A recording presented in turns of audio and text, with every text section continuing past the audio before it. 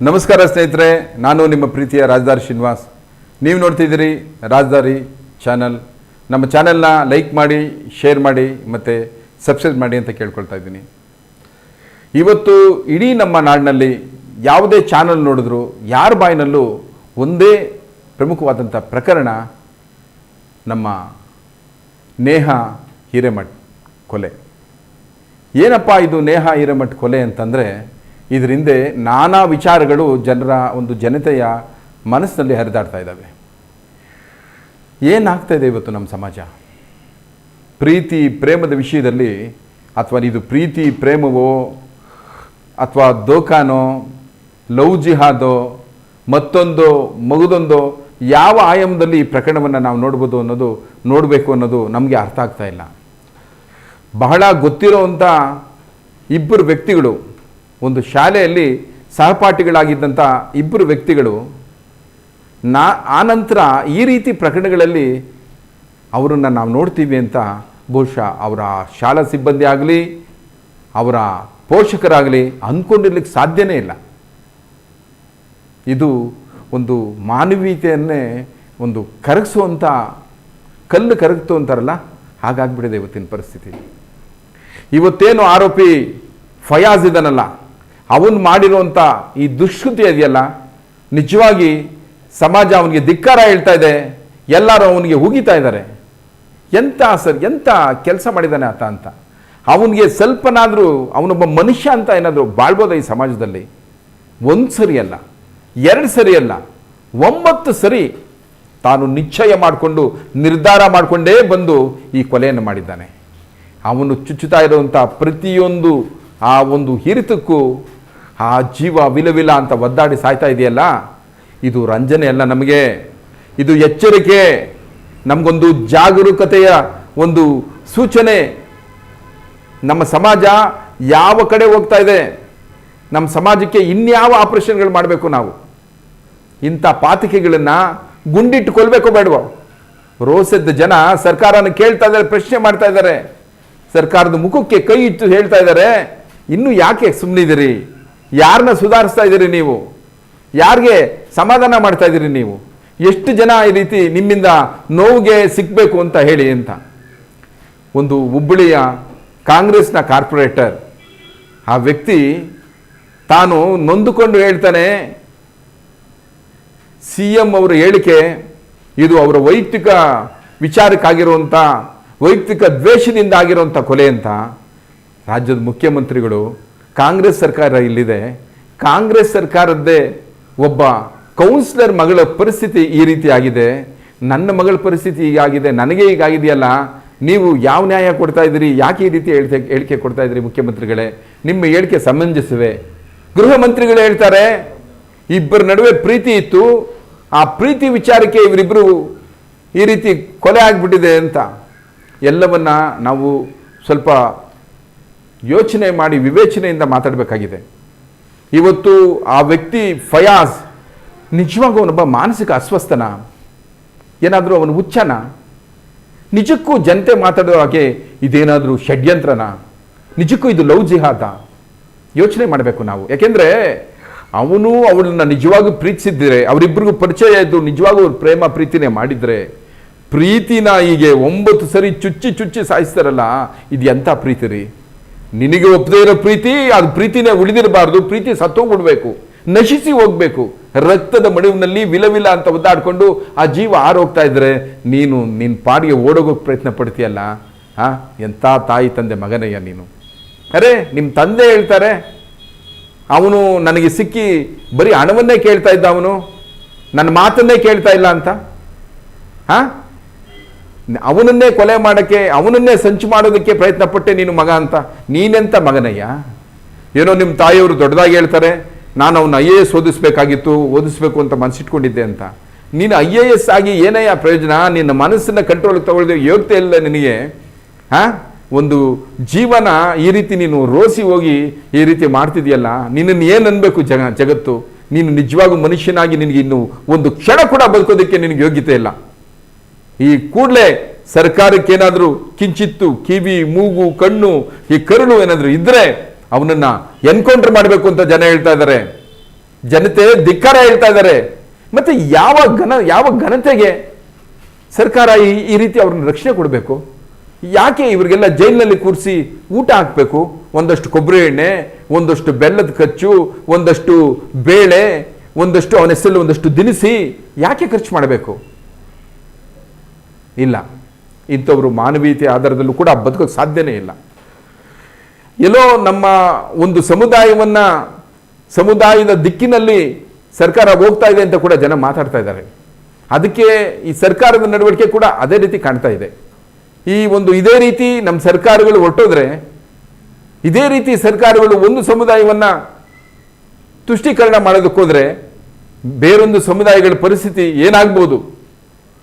ಇವತ್ತು ಈ ಪ್ರಕರಣದ ಹಿಂದೆ ಎಲ್ಲಾದ್ರೂ ಧರ್ಮದ ವಿಷಯ ಇದೆಯಾ?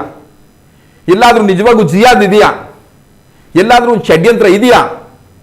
ಇವತ್ತು ಯಾಕಂತಂದ್ರೆ ಈ ಪ್ರಕರಣಗಳು ಇವತ್ತಿಂದಲ್ಲ, 2018ರಿಂದ 2024ರವರೆಗೆ ಈ ಪ್ರೀತಿಗಳನ್ನ ನಿರಾಕರಿಸೋದಕ್ಕೆ 200ಕ್ಕೂ ಹೆಚ್ಚು ಜನ ಸತ್ತು ಹೋಗ್ಬಿಟ್ಟಿದ್ದಾರೆ, ಕೊಲೆಯಾಗಿದ್ದಾರೆ. ಅನೇಕರ ಮೇಲೆ ಆಸಿಡ್ ಪ್ರಯೋಗಗಳಾಗಿದೆ. ಅದು ಹಿಂದೂ ಆಗಿರಲಿ, ಇನ್ನೊಂದು ಮುಸ್ಲಿಂ ಆಗಿರಲಿ, ಇನ್ನೊಂದು ಸಮುದಾಯದವರಾಗಿರಲಿ, ಇಲ್ಲಿ ಸಮುದಾಯಗಳ ಲೆಕ್ಕ ನಮಗಲ್ಲ.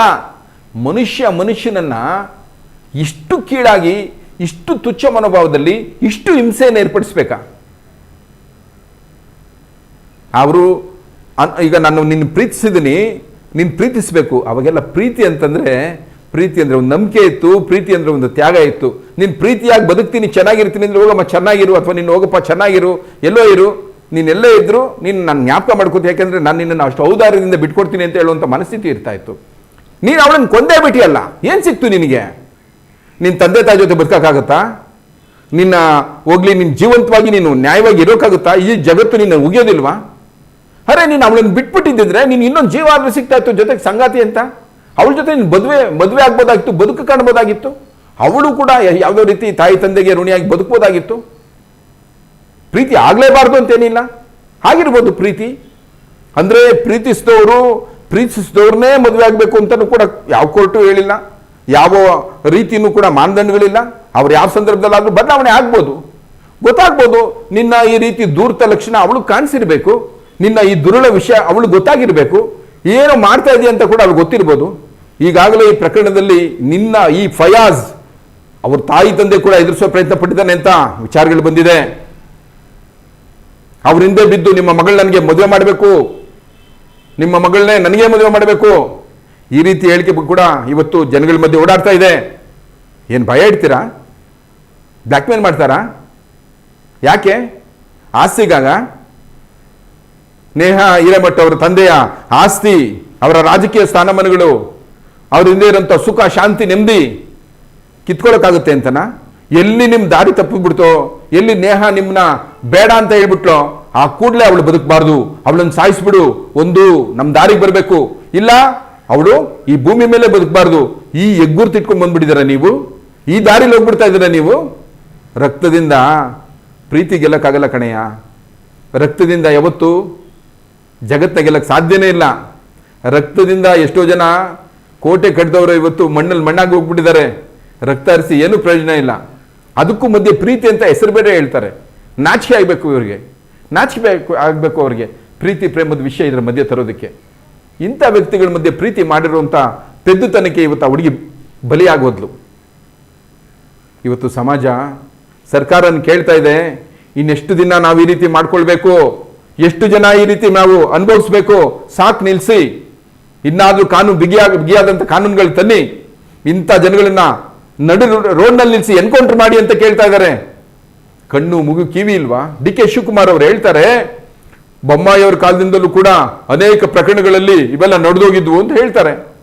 ನಡೆದೋಗಿದ್ವು ಅಂತ ಮತ್ತೆ ನಡಿಬೇಕು ಅನ್ನೋದು ಆಶಯನ, ನಡಿಬಾರದು ಅನ್ನೋದು ವಿಚಾರನ. ನಮ್ಮ ಗೃಹ ಸಚಿವರು ಹೇಳ್ತಾರೆ, ಇವೆಲ್ಲ ಸಹಜವಾಗಿ ಸತ್ಯಾಸತ್ಯತೆ ಗೊತ್ತಾಗುತ್ತೆ, ಅವರಲ್ಲಿ ಪ್ರೇಮ ಪ್ರೀತಿ ಇತ್ತು ಅಂತ ನಾನು ಹೇಳಿದ್ದು ವಿಚಾರ. ಕೋರ್ಟ್ ಇದೆ ಸ್ವಾಮಿ, ಕೋರ್ಟ್ ಇದೆ, ನಿಮ್ಮ ಕೆಳಗೆ ಹಿರಿಯ ಅಧಿಕಾರಿಗಳಿದ್ದಾರೆ. ನೀವು ಇನ್ವೆಸ್ಟಿಗೇಷನ್ ಆಫೀಸರ್, ತನಿಖಾಧಿಕಾರಿ ಎದುರಿಗೆ ನಿಶ್ಚಿತವಾದಂಥ ಒಂದು ನಿರ್ಧಾರಕ್ಕೆ ನೀವು ಬಂದ್ಬಿಟ್ರೆ ಆ ತನಿಖಾಧಿಕಾರಿಯ ಆದಿನ ತಪ್ಪಿಸ್ದಂಗಾಗಲ್ವಾ? ನೀವು ಯಾವತ್ತೂ ಕೂಡ ಒಂದು ತನಿಖೆ ನಡೀತಾ ಇದ್ದು ಮೊದಲೇ ನೀವು ಹೇಳ್ಬಿಡ್ತೀರಲ್ಲ ರಾಜಕಾರಣಿಗಳು. ಯಾಕೆ ಅಷ್ಟೊಂದು ಆತ್ರನ ಇಂಥ ಪ್ರಕರಣದಲ್ಲಿ? ಇಂಥ ಪ್ರಕರಣದಲ್ಲಿ ಅಷ್ಟೊಂದು ಆತರ ಯಾಕೆ? ಒಂದು ವರ್ಗದ ಓಲೈಕೆಗೆ ಅಂತ ಜನ ಮಾತಾಡ್ತಾ ಇದ್ದಾರೆ. ಅದು ನಿಜನಾ? ಖಂಡಿತ ಇಲ್ಲ. ಜನ ಇವತ್ತು ಸಾಕಾಗ್ಬಿಟ್ಟಿದೆ. ಇನ್ನೇನಾಗ್ಬೇಕ್ರಿ? ರೋಡಲ್ಲಿ ಒಂದು ಸಮುದಾಯದವರು ಅವ್ರ ದೇಶ, ಅವ್ರ ಜನ, ಅವ್ರ ಹಬ್ಬ, ಅವ್ರ ಖುಷಿ ಮಾಡಕ್ಕೆ ಬಿಡ್ತಾ ಇಲ್ಲ. ಅವ್ರ ಹಬ್ಬಕ್ಕೆ, ಅವ್ರ ಖುಷಿಗೆ, ಅವ್ರ ದೇವರ ಹೆಸರು ಹೇಳ್ಕೊಂಡು ಸಂತೋಷ ಪಡಕ್ಕೆ ಇನ್ನೊಂದು ಜನ ಬಿಡ್ತಾ ಇಲ್ಲ. ರೋಡ್ಗೆ ನುಗ್ಗಿ ಗಲಾಟೆ ಮಾಡ್ತಾರೆ. ಯಾವ ಕಡೆ ಹೋಗ್ತಾ ಇದೆ ನಮ್ಮ ದೇಶ? ಕರ್ನಾಟಕ ಶಾಂತಿ, ಧರ್ಮ ಇವುಗಳನ್ನೆಲ್ಲ ಇಟ್ಕೊಂಡಿರುವಂಥ ಶಾಂತಿಯ ಹೆಸರಿನ ಕೀರ್ತಿ ಹೊತ್ತಿರುವಂಥ ಕರ್ನಾಟಕನ ಇವತ್ತು ರಕ್ತದ ಪೀಪಾಸುಗಳು ನರಕ ಮಾಡ್ತಾ ಇದ್ದಾರಲ್ರಿ. ಇನ್ನು ಎಷ್ಟು ಹೇಳ್ಬೇಕ್ರಿ ನಾವು? ಸಾಕಾಗೋಗ್ಬಿಟ್ಟಿದೆ, ನಮಗೆ ಸಾಕಾಗಿದೆ. ಉತ್ತರ ಕರ್ನಾಟಕದಲ್ಲಿ ಇವತ್ತು ದೊಡ್ಡ ಚಳುವಳಿಗಳು ನಡೀತಾ ಇದೆ.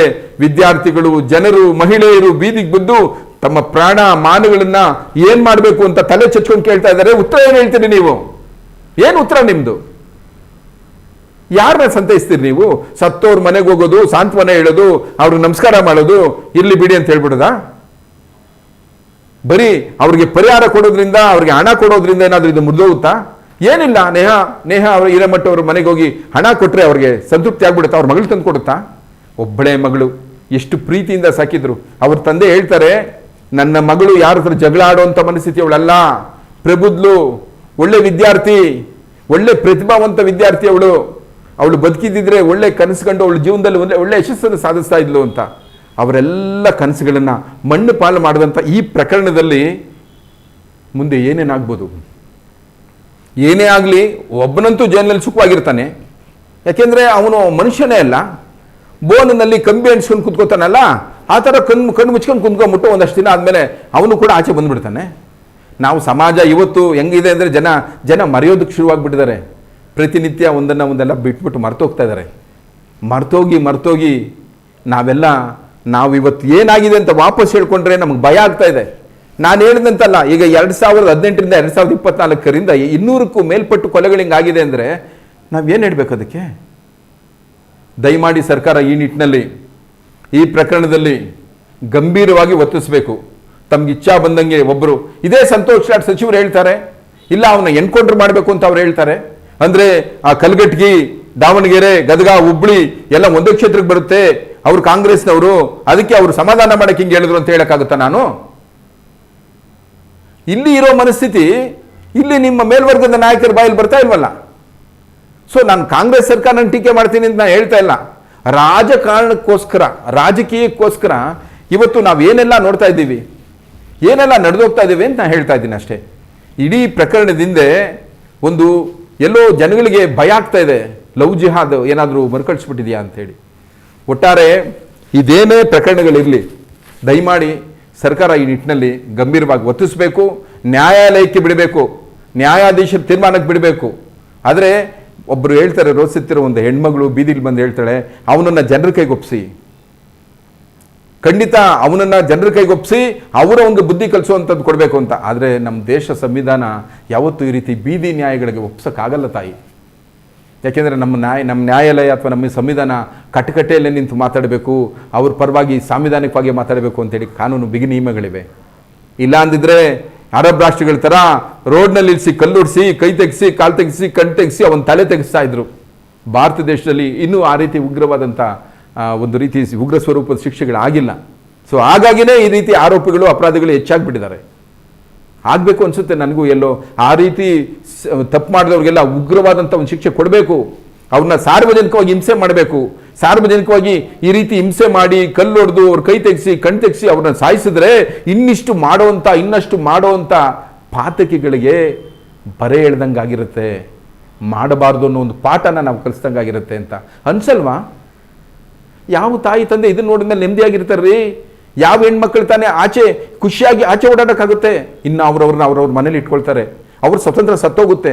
ಎಲ್ಲಿ ನನ್ನ ಮಗಳನ್ನ ಸಮಾಜದ ಆಚೆ ಬಿಟ್ಟರೆ ಅವಳಿಗೇನು ತೊಂದರೆ ಆಗುತ್ತೋ, ಎಲ್ಲಿ ಯಾರಾದರೂ ಅವಳ ಮನಸ್ಸು ಕೆಡಿಸಿ ಈ ಥರ ಒಂದಿನ ಕೊಲೆ ಮಾಡಿಬಿಡ್ತಾರೋ ಅನ್ನೋ ಭಯ ಅವಳಿಗೆ ಬರೋದಿಲ್ವಾ? ಈ ಹೆಣ್ಣು ಮಗು ಸಾವಿನಿಂದ ಒಂದಷ್ಟು ಹೆಣ್ಣು ಮಕ್ಕಳಿಗೆ ಭಯ ಬಂದ್ಬಿಟ್ಟಿದೆ. ಅವರು ಅಭಿವ್ಯಕ್ತಿ ಸ್ವಾತಂತ್ರ್ಯಕ್ಕೆ ಇವತ್ತು ಕಷ್ಟ ಆಗಿದೆ.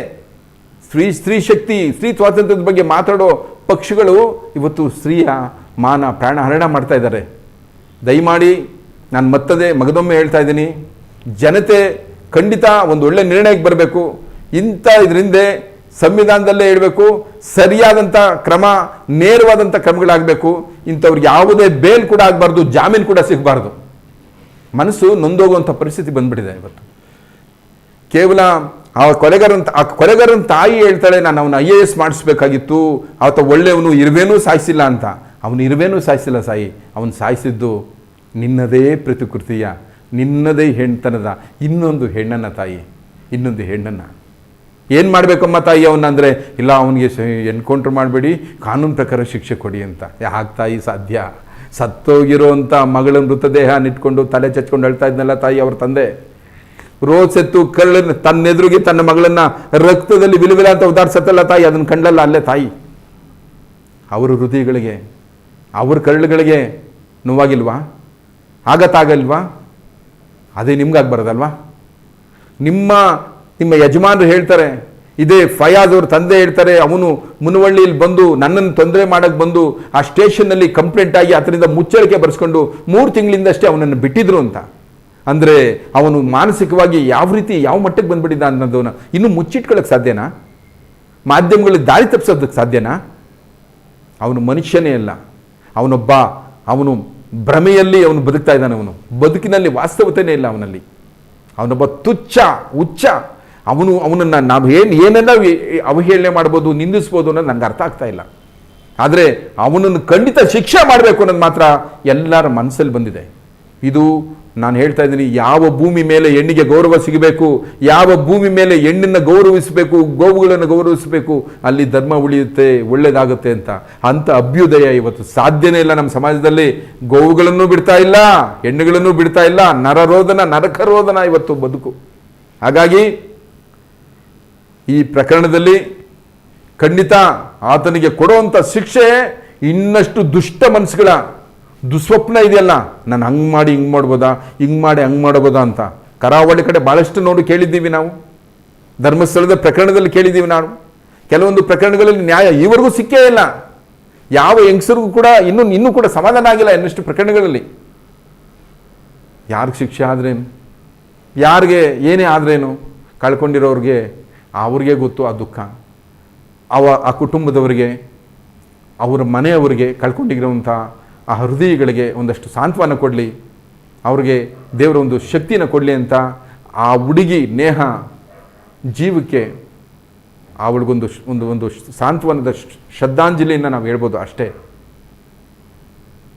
ಅದು ಬಿಟ್ಟರೆ ನಮಗೇನು ಅನಿಸಲ್ಲ. ಮಾಧ್ಯಮದವರು ಕೂಡ ಮನಸ್ಸಿರೋರೇ ಅಲ್ವೇನ್ರಿ? ಮಾಧ್ಯಮದವರು ಮನುಷ್ಯರೇ ಅಲ್ವೇನ್ರಿ? ಮಾಧ್ಯಮದವರು ಆದ ತಕ್ಷಣವೇ ಅವರು ಒಂದು ಕಲ್ಲೋ ಮಣ್ಣು ಆಗೋದಕ್ಕೆ ಸಾಧ್ಯ ಇಲ್ಲ. ಮಾತಾಡೋ ರೋಗಗಳಲ್ಲ ಅವರು. ಹಾಗಾಗಿ ಮಾಧ್ಯಮಗಳು ಕೂಡ, ಎಲ್ಲ ಮಾಧ್ಯಮಗಳು, ಎಲ್ಲ ಚಾನೆಲ್ಗಳಾಗಲಿ ಇವತ್ತು ಡಿಬೇಟ್ ನಡೆಸ್ತಾ ಇದ್ದರೆ, ಏನಾದರೂ ಚರ್ಚೆಗಳು ನಡೆಸ್ತಾ ಇದ್ದರೆ, ಯಾವ ರೀತಿ ನಮ್ಮ ಸಮಾಜನ ನಾವು ಕಾಪಾಡಬೇಕು, ಸಮಾಜನ ಯಾವ ರೀತಿ ರಕ್ಷಣೆ ಮಾಡಬೇಕು, ಯಾವ ರೀತಿ ಕಾನೂನುಗಳು ನಮ್ಮನ್ನು ಕಾಪಾಡ್ತವೆ ಅಂತ. ಸೊ ಈ ಬದ್ಧತೆಗೆ ಸಿಗಬೇಕು ಸರ್ಕಾರಗಳು ಅಂತ ಮಗದೊಮ್ಮೆ ಹೇಳ್ತಾ, ನಾನು ಈ ಪ್ರಕರಣದಲ್ಲಿ ಖಂಡಿಸ್ತಾ, ಆ ನೀಚ ಫಯಾಜ್ನ ಖಂಡಿಸ್ತಾ ನಾನು ಈ ವಿಚಾರನ ಇಲ್ಲಿಗೆ ನಿಲ್ಲಿಸ್ತಾ ಇದ್ದೀನಿ. ಧನ್ಯವಾದಗಳು. ರಾಜದಾರಿ ಟಿವಿ, ಅಡೆತಡೆ ಇಲ್ಲದ ಪ್ರಜಾದಾರಿ.